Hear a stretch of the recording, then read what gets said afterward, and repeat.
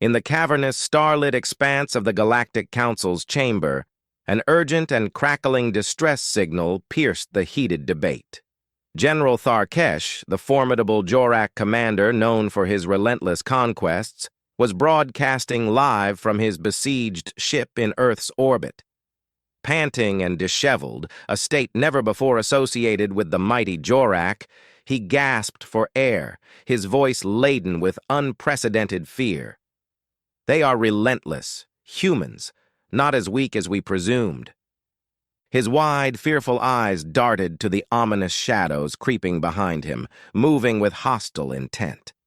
Suddenly, the transmission severed, casting a haunting silence across the council. In the heart of a colossal space station orbiting a vibrant nebula, the chamber of the Galactic Council buzzed with the usual cacophony of alien dialects.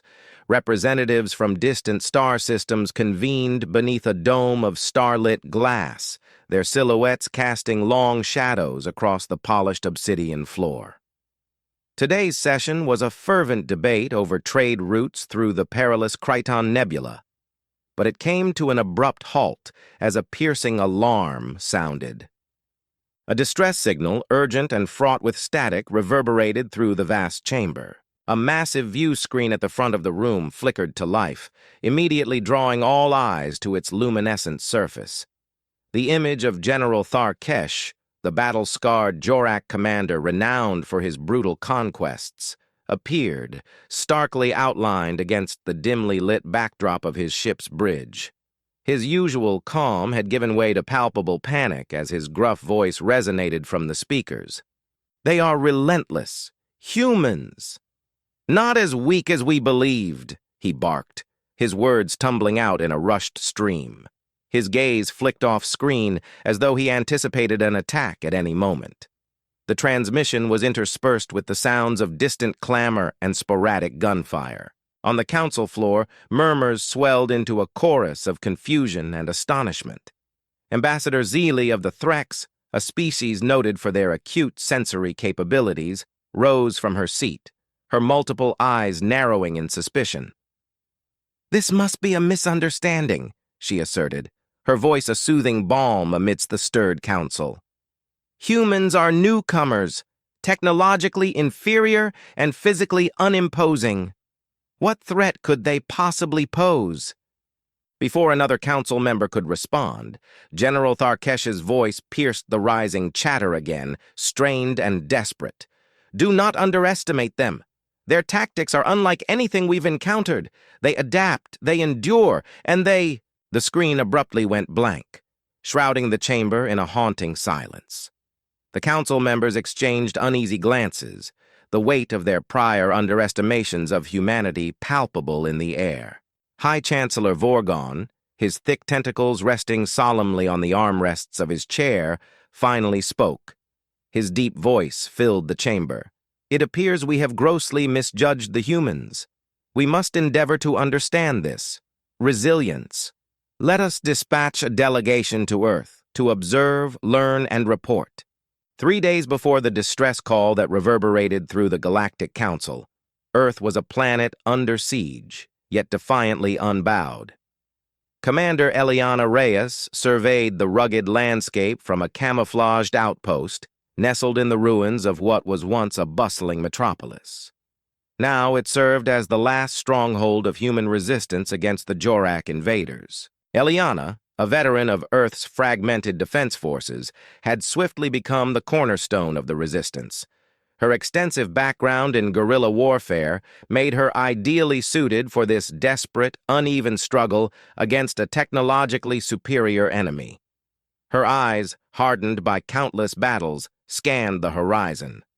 "They think our world will fall as easily as the others," she murmured to her second-in-command.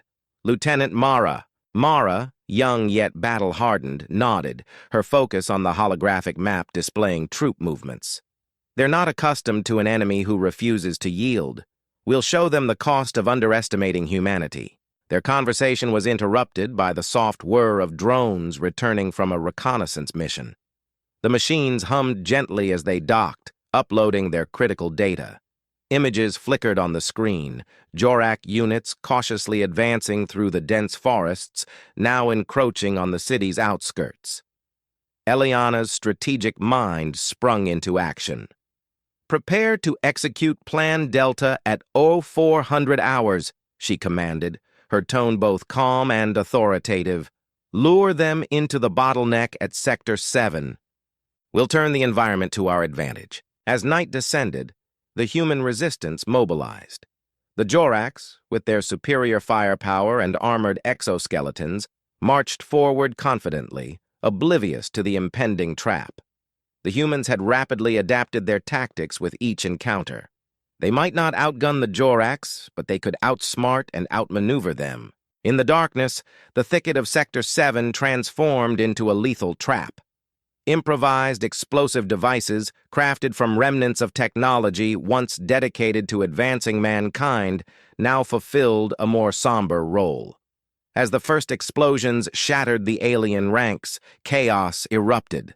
From her vantage point, Eliana watched, her expression resolute. "Hit and run. Back to the shadows," she commanded through her comms unit, directing her teams with unwavering precision.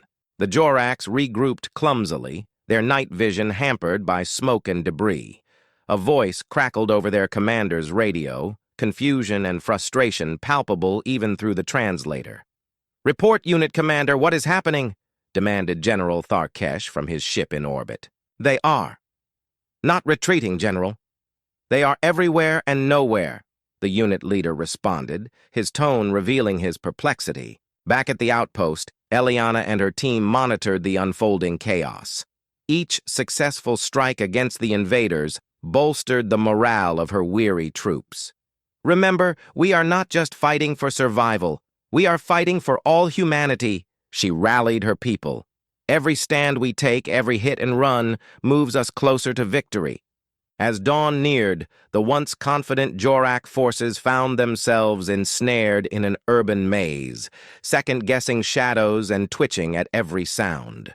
The humans' resilience, their unyielding spirit, and their mastery of guerrilla tactics had transformed the urban ruins into a bastion of resistance. In the command center, Eliana plotted their next move, her mind always 3 steps ahead.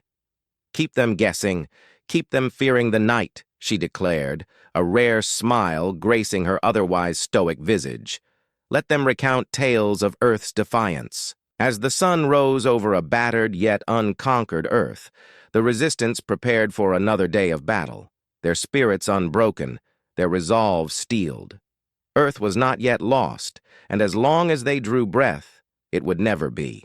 General Tharkesh stood in his command center aboard the flagship, Dominance, his imposing form casting a long shadow over the holographic maps arrayed before him. The reports from the surface were disconcerting. His forces were caught in a relentless pursuit that should have been a swift conquest. His frustration simmered beneath the surface as he addressed his sub-commanders through the communication link. "This planet is a mere speck, yet we falter. Explain," his voice thundered. On the ground, Captain Jorak, clad in Jorak battle armor, responded with measured caution. "General, the humans utilize the ruins and forests as if they were cloaks of invisibility. They strike and vanish. We are chasing ghosts." "Then stop chasing," Tharkesh growled. "Corner them. They must sleep, they must eat. They are mortal." Inspired by the general's stern directive, Jorak revised his strategy. He dispersed his forces, attempting to cover more ground and anticipate the insurgents' movements. Yet, with every tactical adjustment, the humans adapted almost instinctively, as if the very winds whispered the Jorak's plans to them. Back at the Resistance's makeshift command center, Eliana and her team listened to intercepted communications, a slight grin playing on her lips. "They think they can outlast us, but we know this land. We are its children," she whispered to her team. The room, cluttered with maps and screens flickering with drone footage, hummed with quiet activity as her words resonated. As the Jorak forces navigated a particularly dense forest, a series of controlled explosions orchestrated by the Resistance transformed the woodland into a labyrinth of fire and smoke. Hidden snipers picked off key targets, sowing confusion and fear among the alien ranks. From a concealed vantage point, Eliana communicated via a secure line. "Mara, initiate Phase 2. Lead them into the northern corridor. It's time to tighten the noose." Mara, positioned across the city in a derelict building that once housed a museum, acknowledged the command. "Understood, Commander. Phase 2 is a go." Turning to her squad, her voice was steady and commanding. "You heard the commander. Move out." The northern corridor, a narrow passage flanked by high-rise buildings, had been meticulously prepared with booby traps and improvised explosive devices. As the Jorak forces entered, pressed by sniper fire, the explosives detonated in a deafening cascade, effectively trapping the lead and rear units of the alien column. Captain Jorak, now on the ground with scorched and dented armor, realized the direness of their predicament. "To all units, retreat and regroup at Rally Point Delta," he ordered, his voice tinged with a rare hint of desperation. Above, Tharkesh monitored the unfolding chaos, his anger mounting. "Jorak, report! General, we are being systematically herded and ambushed. We require reinforcements," Jorak pleaded, ducking as another explosion shattered a nearby tower. "No reinforcements," Tharkesh responded icily. "You command the might of Jorak. Utilize it, or I will find someone who will." Meanwhile, Eliana and her resistance fighters intensified their harassment tactics, further emboldened by the visible fractures in Jorak morale.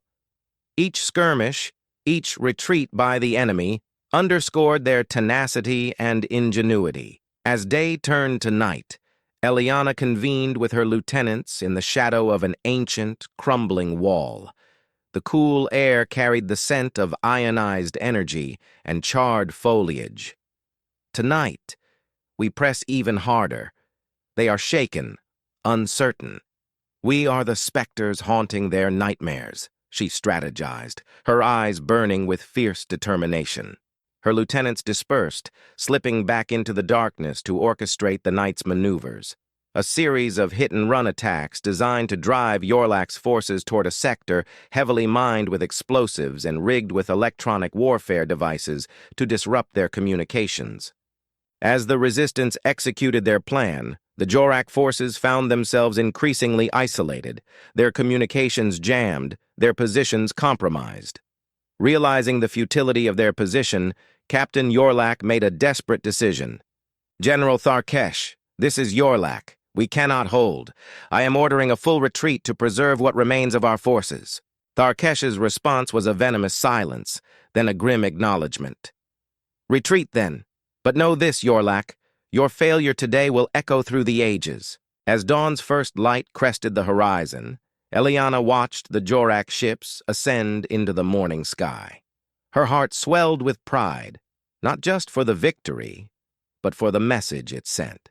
The Jorak defeat was neither quiet nor subtle. It reverberated through their ranks like a shockwave. General Tharkesh, unable to grasp the tenacity of the human resistance, commanded a halt to all offensive operations. From a safe distance, he observed the live feeds, his once imposing and indomitable forces retreating under the relentless guerrilla assaults led by Commander Eliana Reyes. The humans had transformed their world into a fortress, each corner echoing their defiance. In the ruins of what had once been a vibrant city center, Eliana planned her most audacious operation yet. She convened with her core team in a hidden bunker, the walls lined with screens displaying drone surveillance. "This is where we turn the tide for good," she declared, pointing to a cluster of buildings on the map. "Tharkesh is watching. He's witnessing his invincible army falter. Tonight, we'll show them the cost of underestimating us." As night cloaked the city, Tharkesh's forces regrouped outside the urban perimeter, their movements sluggish, morale depleted by constant harassment. Unbeknownst to them, Eliana had orchestrated a web of traps within the city, transforming familiar streets into a perilous labyrinth. The resistance fighters, shrouded by darkness, moved like specters among the ruins. At Eliana's command, they triggered the traps. Explosions tore through the night, sending shockwaves that were felt even by distant observers in orbit. The humans' mastery of their terrain, their deployment of improvised explosive devices, and their uncanny ability to vanish after striking left the Jorak forces disoriented and fearful. "Report!" Tharkesh bellowed, his voice thundering through the command center. Captain Yorlak, his armor scorched and dented from repeated skirmishes, replied with exhaustion, "We are trapped, General. Every move is anticipated, every strategy countered."